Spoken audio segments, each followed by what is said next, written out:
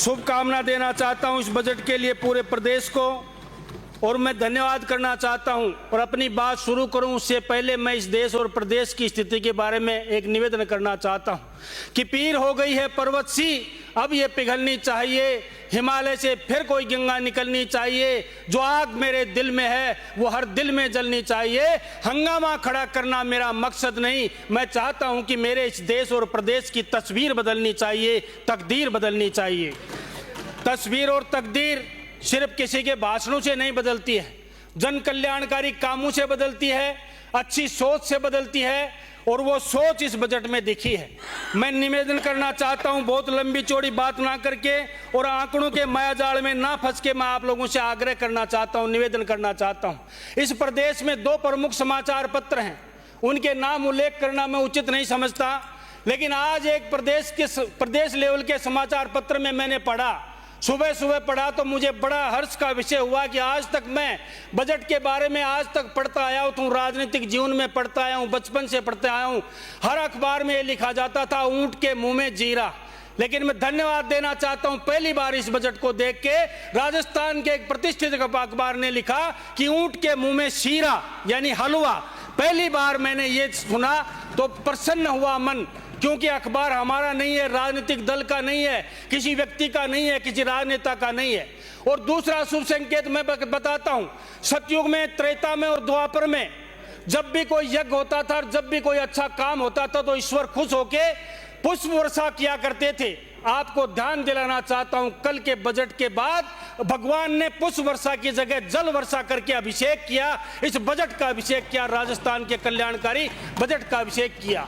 मैं निश्चित रूप से कहना चाहता हूं आप लोगों से, आंकड़ों के मायाजाल में ना फंस के, आप लोगों का काम है विरोध करना और आप इसीलिए विरोध में बैठे हो। और मैं खुश नसीब हूं कि 16वीं विधानसभा का सदस्य हूं और आप सब भी इस पक्ष के खुश नसीब सदस्य हो, क्योंकि आज तक का, अब तक का सबसे बड़ा विपक्ष देखने को मिल रहा है। आगे कांग्रेस नाम की एक प्रजाति लुप्त होने के लिए जा रही है, इतना बड़ा विपक्ष आपको देखने को नहीं मिलेगा। और बजट के भाषण के अंदर देखा होगा आपने, बजट भाषण के अंदर जब जब एक एक घोषणा हो रही थी, एक एक माननीय सदस्य उठ के अपनी लॉबी में जा रहे थे।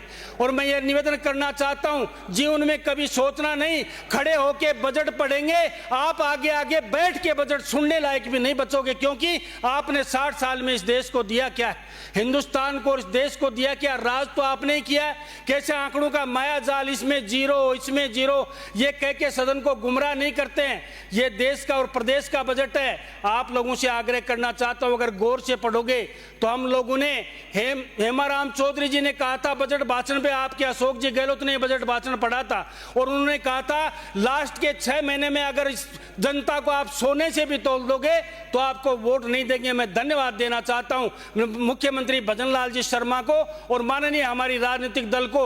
मैं निवेदन करता हूं कि पहली बार, पहली साल में हम लोगों ने जो काम करके दिखाए और जो बजट पेश किया है, जो अक्सर आज तक आजादी के बाद अंतिम साल में और अंतिम 6 महीनों में बजट पास हुआ करता था। यह आग्रह करता हूं कांग्रेस के साथियों, जमीन पे खड़े होकर सितारों की बात करते हो और गुफा में पड़े और किनारों की बात करते हो और जेब में धेला नहीं और हजारों की बात करते हो। ऐसे मैं निवेदन यह आग्रह करना चाहता हूं आप लोगों से, आग्रह यह है मेरा कि ये बजट जन कल्याणकारी बजट है। इस बजट का अगर एक एक आंकड़ा पढ़ूंगा तो मैं भी आंकड़ों के मायाजाल में आप लोगों को गुमराह करना नहीं चाहता हूं। मैं बहुत बहुत आभार प्रकट करना चाहता हूं इस मौके पर कि आप लोगों ने मुझे बोलने का मौका दिया है कि जो चीजें अंत में हुआ करती थी, पहली बार मैं उस बात को दोहरा रहा हूं कि हमने विजन को देखते हुए जो 35 लाख करोड़ के एमओयू किए हैं, ये अंतिम साल में भी प्रदेश को गुमराह करने के लिए किए जा सकते थे, लेकिन हमने प्रदेश की जनता को गुमराह नहीं किया और पहली बार हम लोगों ने शुरू में ये काम करने की योजना बनाई। आप लोगों ने कभी सोचा है कि इस देश को, इस प्रदेश को प्लास्टिक मुक्त करने के लिए कोई छोटा सा काम भी कोई बजट में हाथ ले सकता है? मैंने उस बात को नोट किया कि प्रत्येक पंचायत में आप लोगों को 1 लाख रुपए के बर्तन, जो प्लास्टिक मुक्त आपको की पंचायत बनानी है, 1 लाख रुपए के बर्तन देकर जो इतनी बड़ी सोच का परिचय दिया है। किसान के लिए जो जमीन की बुआई के समय में जब किसान सेठ साहूकार के चक्कर लगाता है और अपनी खाद और बीज के लिए बढ़िया की दुकान पे जब अंगूठा टेकता है और मुश्किल से उसको खाद बीज का पैसा मिलता है, उसके लिए हमारे माननीय प्रधानमंत्री जी ने सोचा और शुरू में 6,000 रुपए देके किसान का मान और सम्मान बचाया।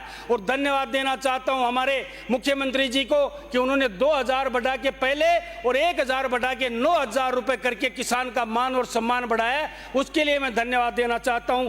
और प्रदेश में 150 यूनिट बिजली का उत्पादन, 150 यूनिट बिजली फ्री देके जो किसान का घर रोशन किया है, उसके लिए भी धन्यवाद देना चाहता हूं। बुजुर्ग को घर बैठे दवा पहुंचाना, पेंशन बढ़ाने का काम, एक से एक बढ़कर सौगात ऐतिहासिक बजट में मुख्यमंत्री भजनलाल जी शर्मा ने दिए हैं। अगर मैं मेरे व्यक्तिगत क्षेत्र की बात करूं तो आपका ध्यान आकर्षण करना चाहता हूं। मैंने पिछले 3 दिसंबर को जब हमारे को 1 साल पूरे हुए थे तो मैंने अपना एक रिपोर्ट कार्ड विधानसभा में पेश किया था, जो पूरे 12 महीने का मेरा रिपोर्ट कार्ड था 3 दिसंबर से 3 दिसंबर दूसरे तक। उसमें मेरे विधानसभा के अंदर 225 करोड़ के काम, जिनका फैक्ट फाइल मैंने विधानसभा के लोगों के सामने रखी थी, अगर 225 करोड़ के काम एक विधानसभा में होते हैं तो मैं निवेदन करता हूं, आपसे आग्रह करना चाहता हूं, पूरी विधानसभा 200 है, उनमें कितने काम हुए होंगे।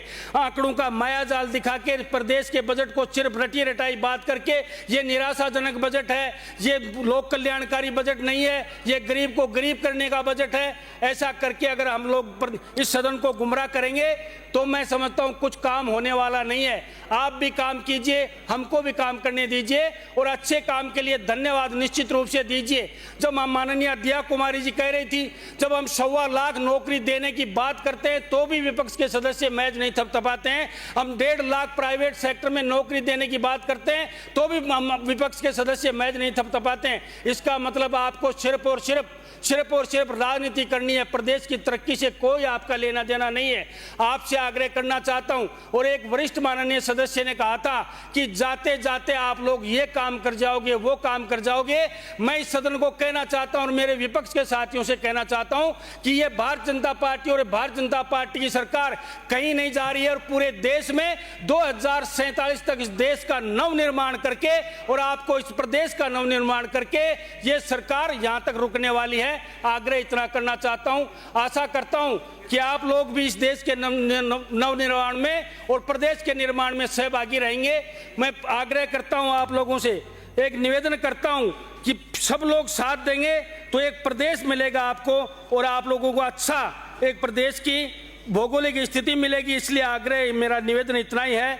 आप लोगों ने मेरी बात सुनी है, मेरा आग्रह सुना है, उसके लिए मैं पूरे सदन को और मेरे राजनीतिक दल को धन्यवाद देता हूं। इन्हीं शब्दों के साथ अपना कथन समाप्त करते हुए अपनी वाणी को विराम देता हूं। सबको राम राम, बहुत बहुत धन्यवाद।